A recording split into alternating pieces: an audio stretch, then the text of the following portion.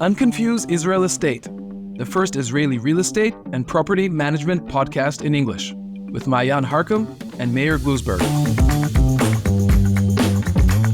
Liad Twena, thank you for joining us today. Maayan Ovadia, thank you, Meir. It's a pleasure, always. Same here. Tell us about yourself a bit and your work, what you're doing. So I am a Canadian interior designer here in Israel. I started my firm it's going on 14 years now, and I made Aliyah about 14 years ago to Israel. I come from a very Zionistic family, and my parents are Israeli, so we were always raised with Hebrew in the home and looking up to Israel and seeing the potential that could be there. So let me ask you the first question. What were you doing in Canada before you moved here? I actually studied interior architecture and design in Canada. Okay. Where? Downtown Toronto. Okay. And in Spain. So I did a year abroad and I studied in Spain. I didn't know that. Yeah, and afterwards I had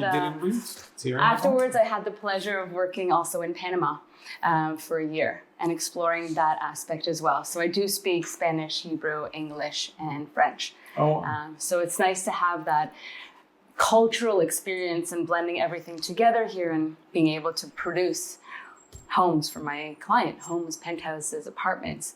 But dating back in Toronto, I studied art. It was one of my majors in high school. And it was always something that I wanted to intertwine into my future work, to have something that I'm really passionate about and do something that can really push me forward. And I have that in my day-to-day work where I'm able to continue creating new spaces and inspiring clients to step out of their boundaries and kind of do that with interior design. What do you do? Like, you have clients that lives over the sea, and how do you manage that whole project when they come to you before they purchase the apartment, while they're after they purchase it? So it really depends. It could be so many different aspects of that. I mean, we can have an amazing connection with different real estate agents, like Real Capital. And can I say that, by the way? Yeah. Oh, okay. No, of course. Okay, no, Yeah, we're together. We're partners. So we have 4 offices, and we have close to 40 either agents or managers or people that work with us. But property management is becoming large, and one of the reasons we're so excited to have you over is because we work with a growing number of clients that are coming from overseas. Yeah. And the same questions come up over and over again. And I love the fact that your background is so diverse, because it almost feels like you were preparing all those years with your artistic background, your Spanish, the fact that you worked in Europe and in Canada, the whole entire combination package, and now you brought it to Israel, and you're ready.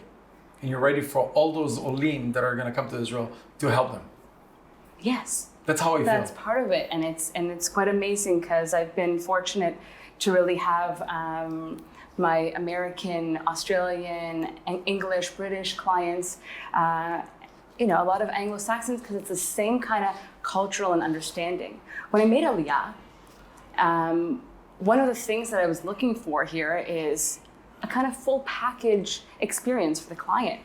Like, where do they start? What do they do? How do they go about things? So I have certain clients, for example, that would call me and ask me to find a place for them in this kind of area, this kind of vibe with this kind of people. And then I have clients that I get recommendations from real estate agents and different collaborations that really I study and understand how to put together the most amazing potential future home for them, especially if they're making Aliyah. I mean, you know how it is when you're making Aliyah and you come from a totally different background than you're used to. You all of a sudden come into smaller spaces and different living conditions and cultural differences and the terms, like, they don't even know which suppliers or terms to talk about because they don't understand the phrases in their own language. So this is also something that we have to do like a closing about it and understanding in the beginning of the process. So maybe you start to tell us, if I live in Miami or I don't know, over the sea, and I call you and I already have a house, I bought a house, and it's secondhand, not from a contractor, what would you do? How are you managing your clients? Because they come to you and they tell you, I want to renovate this place. How do they start? So first of all, we work a lot with video, with Zoom, with FaceTime, and I start to build the client program for them.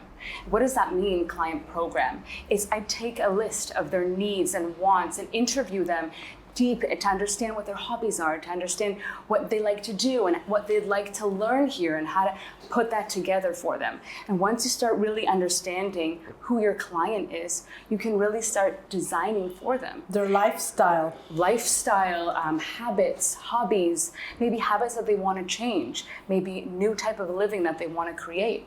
And this is before we even talk about style and designs, because for me as an artist, it's important to look at every project as an empty canvas and not copy paste and do all kinds of things like that, because at the end of the day, when you bring out the best in your clients and the design styles that they want to achieve, you can really do wonders. And that's one of the major things that my clients rely on me for. I have contractors, suppliers, furniture stores, textiles, finishes. I also, if they need that, it's more of like looking at it as a five-star hotel service where it meets all their needs and wants, and beyond that, it's giving them that service. So at the end of the day, if they are making Aliyah, so I have personal organizers that come in and unfold their clothes, and they can have food in the fridge and toilet paper in the bathroom, and really creating that full experience for them till the end. Because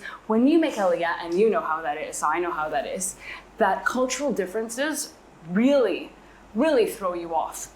And taking what I learned in Canada and what I learned in Spain and with all my travels and putting that together to create a proper time management schedule, a proper organization, budgeting, and beyond just like the customer's program, but really giving them a breakdown with 3D visualizations and renderings.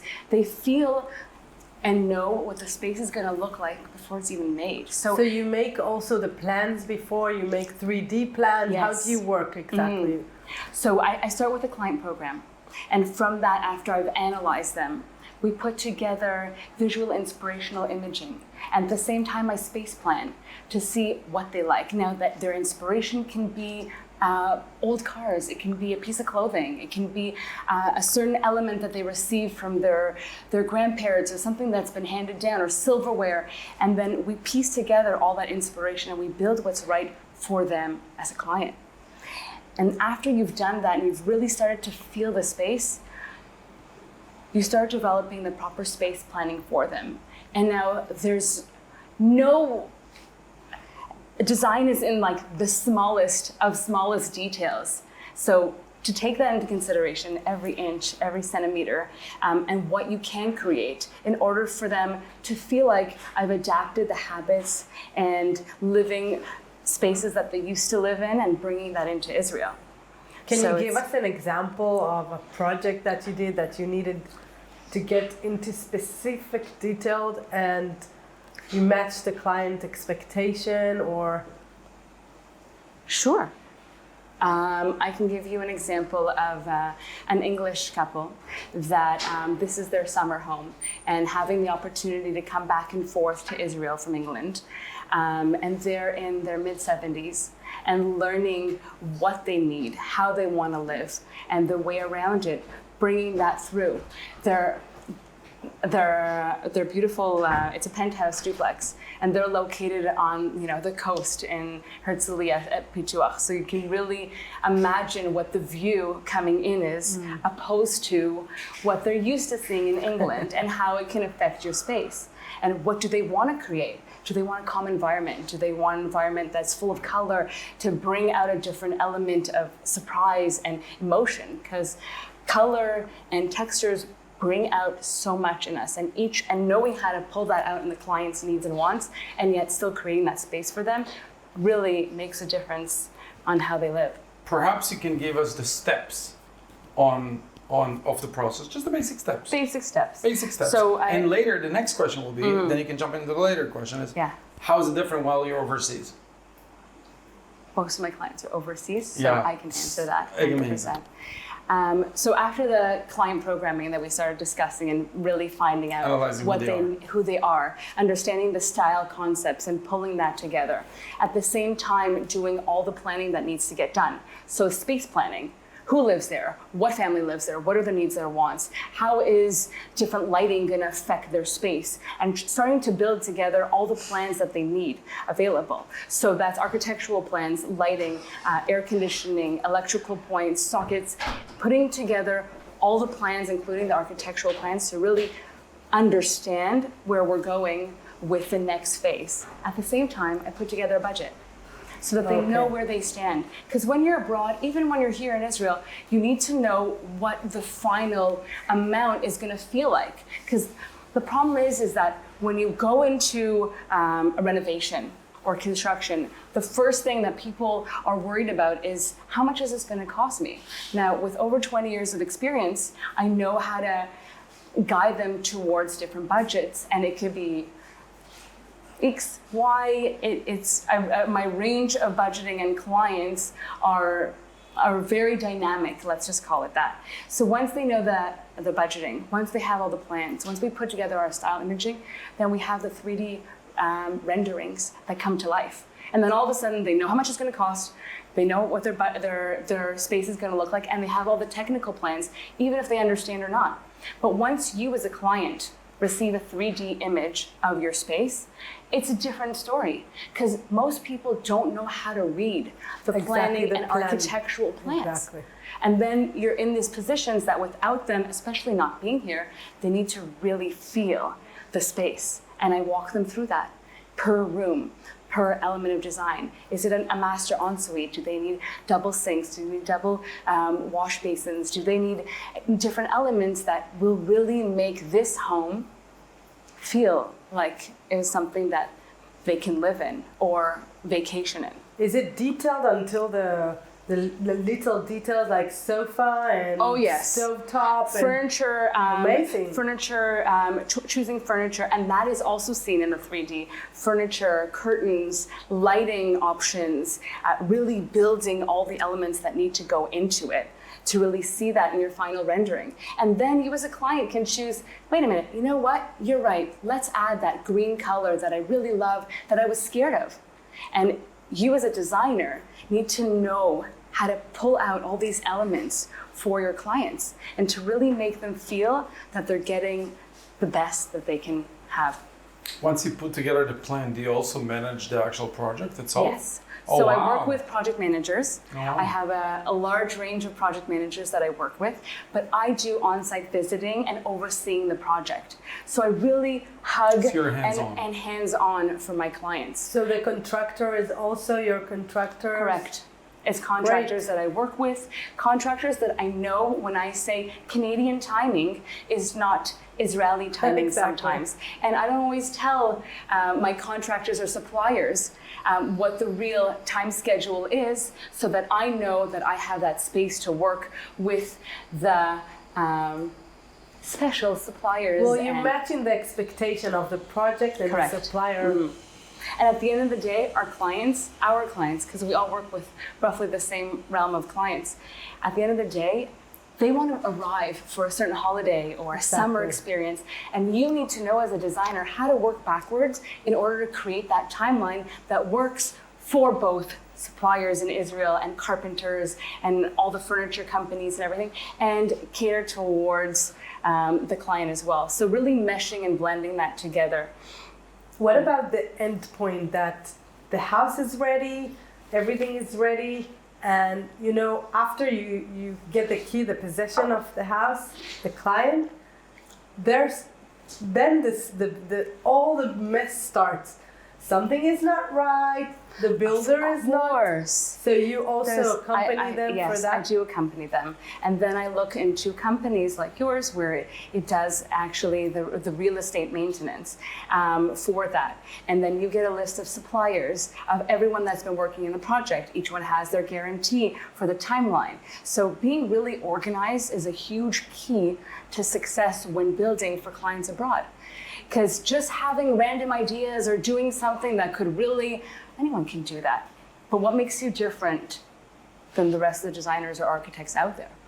And this is one certain type of project. This is a renovation. It can be an old home. It can be an old historical site where you have to turn it into a home. So you have elements like taking into consideration, who was the architect? What is their surroundings? What do I see looking out that window?